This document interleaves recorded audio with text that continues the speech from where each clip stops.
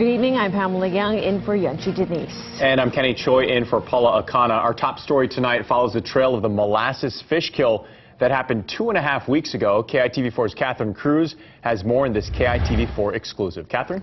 Well, we do have to warn you about the images in our story. If you have a weak stomach, it is, after all, dinner time. But we wondered about how the state was going to deal with disposing of 26,000 rotting fish. Up until this afternoon, they were being kept as evidence in the case against Matson as part of a federal and state investigation. A container load of molasses spill casualties rolled into the yard of a rendering plant in Campbell Industrial Park. The state had the fish in the deep freeze until it could take inventory of just how many species of fish had been killed as a result of the molasses overload. That job was completed just the other day. The next step, getting rid of the evidence. It's a big, messy job, but someone's got to do it. The Department of Health gave me a call, asked me if we could help them out to dispose of the fish. Tucana makes a living with meat and fish scraps from local markets and producers. He processes 28,000 pounds every day. The plan was basically set up to help the slaughterhouse, which is next to us. But because there's hardly any slaughtering that goes on in Hawaii, we just pick up primarily fish, roughly 55 to 60% fish.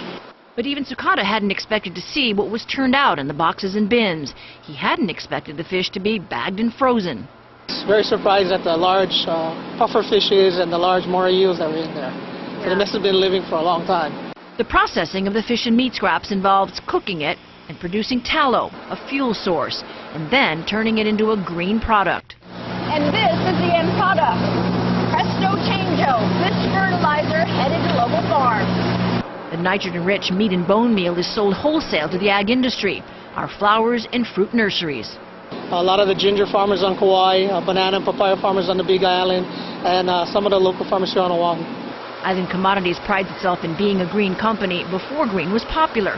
It also disposes of all its wastewater at the nearby treatment plant. Tucana is just glad at the end of the day some good came out of a bad thing. Now, the other good thing is that all this fish waste was being kept out of the landfill, which is tight on space.